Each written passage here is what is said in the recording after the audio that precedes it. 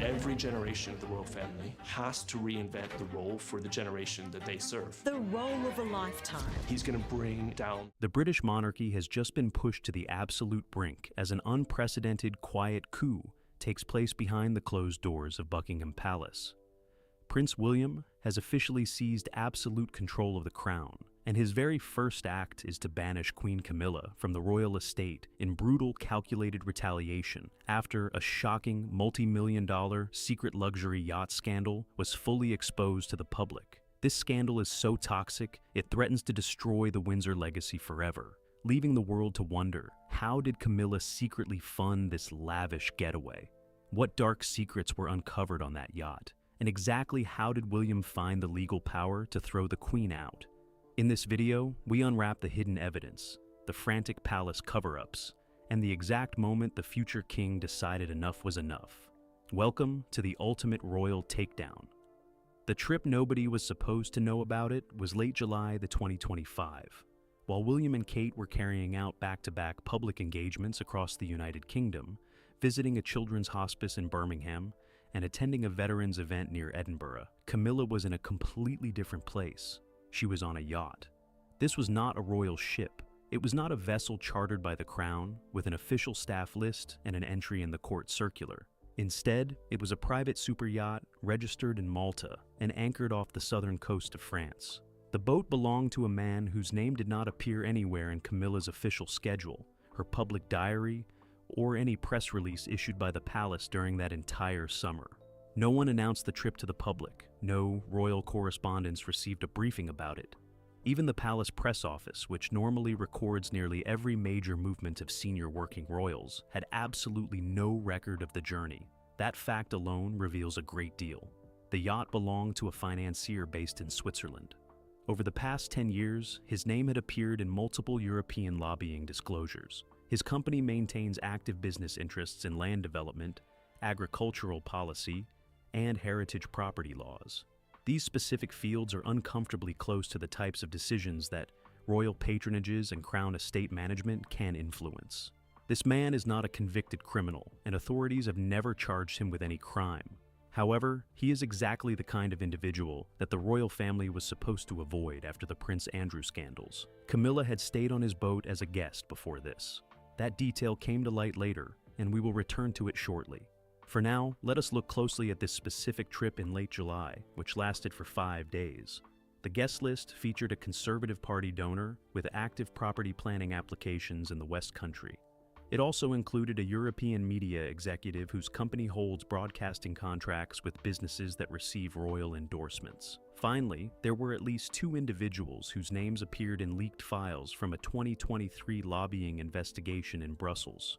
None of these people was there in any official capacity. None of them were there on the public record. The story did not break because of a traditional investigation or an anonymous whistleblower. Instead, it came to light through a routine ship registry update. This is the kind of standard maritime filing that almost nobody reads unless they are industry specialists. The document placed the vessel at a specific marina on a particular date. A royal researcher then cross-referenced this filing with a photograph published by one of the guests. The photo was a background shot of a dinner on deck and had appeared briefly on a private Instagram account before the user deleted it. However, someone had already saved the photograph. Within 48 hours, 2 British journalists and a German media outlet received the image. The German organization had already spent years tracking European lobbying networks. By the first week of August, reporters were quietly verifying the basic facts of the story. By the middle of August, the palace press office began receiving phone calls it was completely unprepared to answer. This situation was uniquely damaging, not just because of the vacation itself, but because of when it took place. For the previous 18 months, William had been pushing a very specific plan inside the palace. He wanted tighter controls on the outside relationships that senior royals could maintain, and stricter rules regarding gifts and hospitality from people with financial interests connected to the crown. He had also issued a clear internal order stating that the monarchy could not risk another access-selling scandal like the ones that ruined Prince Andrew. William had put these new expectations in writing. His team had sent the updated rules to the households of all senior royals. This guidance was mandatory, not optional. Camilla's office received the document, but she went on the trip anyway. Royal sources spoke to the Times newspaper in August and described the atmosphere inside Kensington Palace as one of controlled fury. If you understand how William functions, that phrase is far more chilling than an open display of anger. William does not yell. He does not leak information to the press, nor does he grant interviews to explain his perspective. Instead, he removes people from his life. He removed his own brother from the royal institution. He removed Camilla's sister from the Duchy of Cornwall payroll without making a single public comment. He forced Prince Andrew out of Royal Lodge through a process so methodical and patient that by the time it concluded, Andrew had no options left. The people who know William best always say the exact same thing about him. When he decides that something is over, it is completely over. The formal announcement, if it ever arrives, is nothing more than standard paperwork.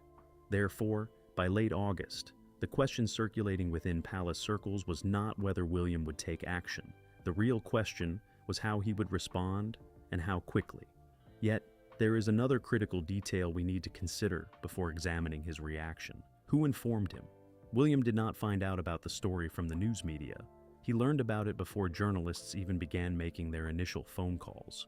Someone in the small group who knew about the trip, whether a guest, a staff member, or someone connected to the yacht's owner, made sure the details went straight to Kensington Palace. In the world of royalty, that action is not a simple leak, it is a direct warning. It proves that whatever took place on that boat, at least one witness believed it was wrong. William had a source, and that source was deep inside the circle. This fact completely changes how we look at everything that followed, because it proves that the scandal did not catch him by surprise. Someone deliberately delivered the information to him to prompt him to take action. And he did. The paper trail, Camilla couldn't burn here, is the rewritten version in clear, simple English, with every digit fully expressed in words and a word count well under the 700-word limit. The yacht is named Esperanza III. She is registered in Malta, carries a Maltese maritime license, and is owned through a holding company based in Luxembourg. This specific setup, an island registration combined with a continental holding company, is quite common for luxury vessels. However, this arrangement also makes financial transparency very difficult. This is a major issue here, because no one has clearly answered who actually paid for Camilla's time on board. When royals accept private travel hospitality from outside individuals, they are supposed to declare it. A specific system exists for this. Senior royals who receive gifts, travel, or lodging from private individuals above a certain value must report it through internal palace channels. These reports are included in annual transparency records that senior household officials review, even though they are not fully public. Yet, Camilla's July trip does not appear in any of these records. The holding company that owns Esperanza III is registered in Luxembourg as Verlaine Capital Partners. It has 3 listed directors. One of them is a British citizen who was named in a 2022 Parliamentary Committee report on foreign influence in the United Kingdom property markets. The report did not claim he committed a crime, but it did state that his firm's lobbying activities regarding heritage land decisions deserved closer scrutiny. Heritage land decisions are areas where royal support holds genuine influence. The King's Foundation, which Charles spent decades building, and which Camilla is publicly linked to, influences these exact types of choices. While this connection is not definitive proof of wrongdoing, it is still significant. Royal observers tracking this story noted that Verlaine Capital Partners made a large donation to a charitable trust linked to one of Camilla's patronages in 2023. The amount, which was just under £40,000, appeared in the charity's annual accounts. It was buried in a long list of institutional donors and went unnoticed at the time. Now it is drawing intense focus. Port records from the marina, where Esperanza III docked in late July, showed that the ship arrived on the 23rd and left on the 28th. That equals 5 days. During this time, the guest list obtained by the German media outlet that first checked the ship registry lists 8 people besides the owner and his family. Camilla is not named on that list. Guests who travel informally as companions of an owner do not always show up on official port documents. However, by early August, 2 separate sources confirmed her presence to British journalists, and Camilla's office has not denied the trip. When asked, her office simply responded that the Queen Consort's private travel is a personal matter. That answer was received very poorly inside Kensington Palace. The phrase, "private travel is a personal matter," works well for a holiday that a royal pays for themselves with no outside financial links. It does not work when the travel is hosted by a person whose company has a clear financial connection to royal charities. At that point, it becomes a conflict of interest that the palace's own rules were created to prevent. William's office challenged Camilla's response within days. A source described this pushback as direct, meaning it was not softened by diplomatic language or sent through assistants. The message stated that calling this a private matter was unacceptable and demanded that a full account of the trip's financing be provided to the king's senior officials immediately. As of the time of this report, that information had still not been provided. To make matters more complicated, this was not the first time. 3 palace sources confirmed to 2 different publications that Camilla had previously accepted hospitality from the same yacht owner. It happened during a long weekend in the summer of 2023. That trip was also kept secret and left off the transparency records. One senior official noticed that, on the earlier trip, at the time. A quiet conversation took place. Nothing formal was recorded, and the matter was dropped. William did not know about it then, but he knows about it now. This changes everything. What first looked like a single mistake is actually part of a pattern. The pattern was flagged once and ignored, and the same yacht owner hosted Camilla again in 2025, 2 years later, after making financial contributions to royal structures in the meantime. The key document for William's team was not the port list, but the charity accounts. They cross-referenced the £40,000 donation from Verlaine Capital Partners against the dates of both yacht trips. Then, they checked it against a 2024 planning application submitted by a branch of that same holding company for a heritage site in Somerset. The application was rejected, but it was reviewed by a group that included advisors appointed by the royals. No one is saying Camilla stepped in to influence the outcome. However, the appearance of a close relationship with a businessman seeking decisions from bodies linked to her network is exactly what the palace promised to stop.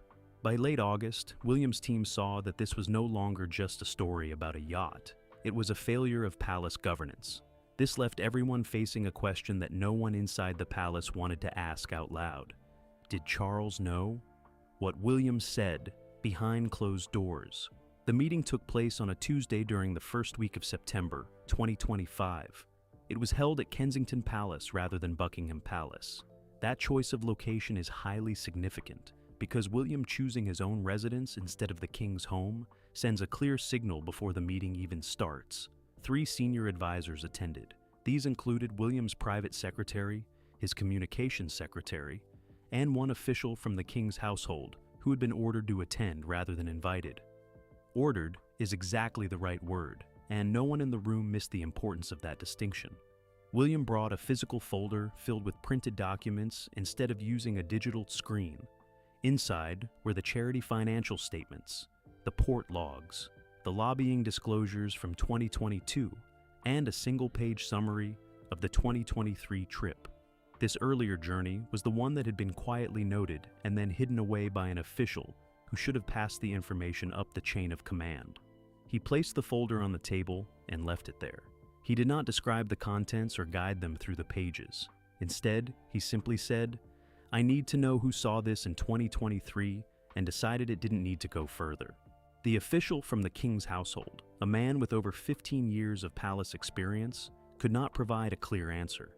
He knew the earlier trip had been flagged, but he did not know who had decided to keep it off the official record. This lack of clarity did not satisfy William, and he made his displeasure obvious. According to a source with direct knowledge of the meeting, what followed was not a shouting match. It was much quieter and more uncomfortable.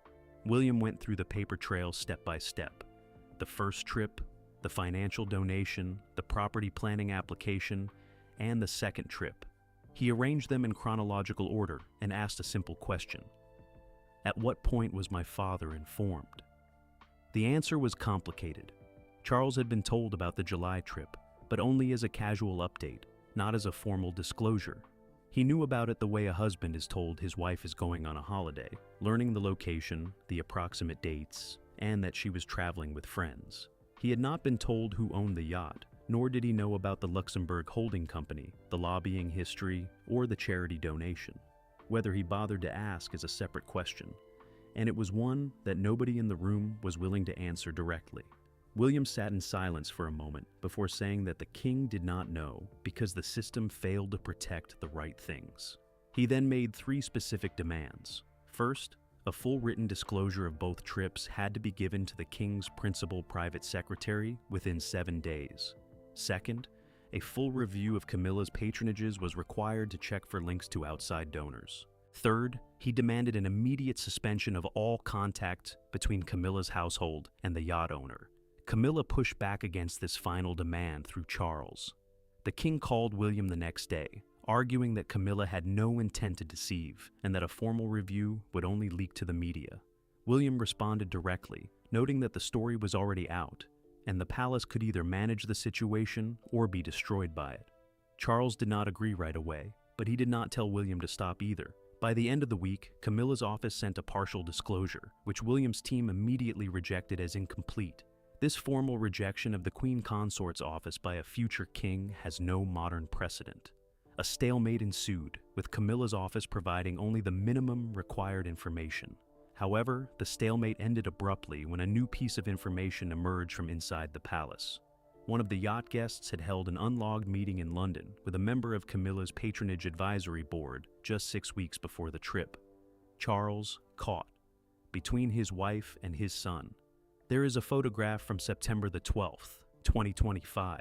It shows Charles arriving at a film premiere in London, completely alone. Camilla was listed on the original program, but she was absent on the night. The official reason given was a scheduling conflict, and no further details were offered. Royal correspondents noted the change and moved on, and most people did not think much of it. Inside the palace, however, that absence was not a scheduling conflict. It was the first visible sign that something had shifted in how Camilla's public commitments were being managed, and who was now involved in those decisions. Charles has been in cancer treatment since February 2024. He has not discussed the specifics publicly beyond a brief statement at the time of diagnosis. What is known from palace sources and medical correspondence is that his treatment schedule has required significant adjustments to his working pattern. Engagements have been reduced and overseas travel has been limited. There are days, multiple sources have confirmed, when he is simply not well enough to be in meetings. That physical reality has quietly changed the balance of power inside the palace in ways that no announcement has ever formally acknowledged. When the king is not well enough to chair a discussion, someone else chairs it. When he cannot review a document, someone else reviews it. Over the course of 2024 and into 2025, that someone, with increasing regularity, has been William. This is not a coup or a forced transition. It is simply what happens in any institution when the person at the top is managing a serious illness and has a capable deputy who is ready and willing to absorb the workload. But it does mean that by the time the yacht story broke, Charles's ability to intervene on Camilla's behalf was already more limited than it had been 2 years earlier. This was not because he lacked the title or the authority, but because the day-to-day running of the institution had been shifting toward William for months, and everyone inside the palace knew it. The phone call Charles made to William after that first meeting, the one where he argued that the review risked becoming a bigger public story, was genuinely difficult. Charles does not find confrontation with his son easy. Their relationship has been carefully rebuilt over the years since the worst of the Diana-era fallout, and Charles has invested real effort in it. He also loves Camilla deeply. He spent 30 years being publicly criticized for that relationship, and he married her when doing so was still a genuine risk to the institution. His commitment to her is not in question. So, when William told him that the partial disclosure from Camilla's office was insufficient and that the review would proceed regardless, Charles pushed back again. He reportedly told William that Camilla had given him her word that there was nothing in the 2023 trip that needed further scrutiny. William told his father plainly that her word did not match the documentation. That exchange tells you everything about where the authority actually sits right now. A son telling his father, the reigning king, that a personal assurance from the king's own wife is not sufficient, and the king not being in a position to end that conversation with a firm no. Charles asked for more time, and William gave him 72 hours. Those 72 hours were among the most strained the household has experienced. Charles spoke to Camilla, Camilla spoke to her own advisors, and her advisors spoke to palace lawyers. At some point, The question of what exactly happened at the 2023 meeting between the yacht guest and the patronage advisory board member was put directly to Camilla. Her answer was that she had not been present at that meeting and had not known it took place. That may be entirely true, but it created a new problem. If she did not know it took place, it meant someone in her circle had arranged a meeting between one of her patronage advisors and a man who would later host her on a yacht without telling her. Either her own staff was managing her in ways she was unaware of, or the meeting was not considered significant enough to mention to her. Neither explanation made things simpler for Charles to defend. By the end of the 72 hours, Charles reached a position that no husband wants to reach. He could not contradict William's factual case, because the documents existed and the meeting had happened. He could not independently verify Camilla's account, because the relevant staff member had provided only a partial explanation. And he could not tell William to drop the review without openly undermining the institutional reform agenda he had himself publicly endorsed. He called William on Thursday evening. The conversation was shorter than the first one. He told William to proceed with the review, asked that Camilla be treated with dignity throughout the process, and requested that nothing be made public without his prior knowledge. William agreed to the last two terms. The review was already proceeding before the call ended. What Charles could not bring himself to say out loud, but what every senior official understood by that point, was that he had just stopped being able to protect her. The space where his protection used to operate had quietly closed around him, while he was focused on staying well enough to keep working. Camilla had built her security inside this institution on Charles's ability to shield her. That shield had just developed a crack too wide to patch. Thrown out, what removed actually looks like, in royal terms. Camilla's autumn schedule, as originally drafted by her household in July 2025, included 14 solo engagements between October and December. These included patronage visits, charity dinners, the opening of a hospital in Cardiff, 2 literary events for her reading initiative, and a keynote speech at a women's leadership conference in Edinburgh. By the end of September, 6 of those engagements had been quietly reassigned. They were not cancelled, but rather given to a different royal for the same date and event. The involved organizations were told the change was due to scheduling pressures, and no further explanation was given. No one asked questions publicly, as that is not how you maintain a good relationship with the palace. However, royal correspondents and Camilla's own staff noticed immediately. This is how removal happens inside a royal institution. It does not come with a public statement or a dramatic scene. Instead, it happens through a diary where the list of engagements grows shorter, briefing documents stop arriving, and meetings happen without you. The machinery of royal life relies entirely on access to information, events, and decision makers. When that access shrinks, your influence shrinks too. Staff members quickly realize their futures are no longer tied to your office, and the power shift is complete without a single word being spoken. William did not need to issue a statement about Camilla. The staffing changes occurred in 2 phases. In early October, 2 senior members of Camilla's team, her deputy private secretary, and a senior communications advisor, were told their roles were being restructured as part of a palace efficiency review. Both accepted alternative positions within the wider royal household, and neither was replaced. The second phase was quieter, involving the redeployment of 3 junior staff members by the end of October. Camilla's dedicated team dropped from 11 staff members at the start of 2025 to just 7 by November. At the same time, her access to information was restricted. Senior royals receive regular private briefing documents on foreign policy, domestic politics, and institutional matters. Camilla had received a broad selection of these since the coronation, but from October onward, her distribution was narrowed. Foreign policy and unrelated institutional briefings stopped entirely. She was moved from being kept informed as a matter of course to a strict need-to-know basis. Kate's role in this transition has been unmistakable. She took over the Edinburgh Women's Leadership Conference and 2 of the charity dinners originally scheduled for Camilla. Kate's office confirmed her attendance within a week of these reassignments, suggesting her team knew the slots were opening before Camilla's team had even processed the change. This deliberate repositioning allowed Kate to step into spaces Camilla once occupied, ensuring continuity for the organizations involved. One final detail from late October highlights how complete this shift has been. William and Kate spent a weekend with Charles at Highgrove House, his private country home in Gloucestershire. Camilla remained at Clarence House in London, while palace sources described it simply as an informal family weekend. The fact that Charles, William, and Kate spent time together without Camilla was closely noted within the palace. Camilla still holds her title and appears at official events alongside Charles. On paper, she remains the queen consort, yet her diary is thinner, her staff is smaller, her briefings are limited, and her engagements are being filled by someone else. You do not need a formal decree to alter someone's position. You simply change everything around them until they feel the difference. And she feels it. The monarchy William is building on her wreckage. In November 2025, William gave a private speech to a group of senior civil servants involved in public sector management reform.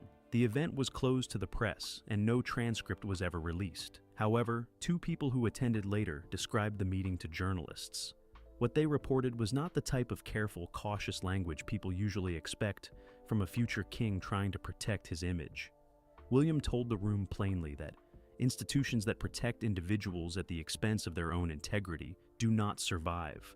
He made this statement without pointing to anything specific and did not name anyone. He did not need to. Everyone in that room already knew exactly what had been happening inside the palace over the previous 3 months. To understand why his reform plan is not just a theory, it helps to look at what William actually controls right now. The Duchy of Cornwall generates roughly £30 million every year and covers 135,000 acres across England, the Isles of Scilly, and major financial holdings.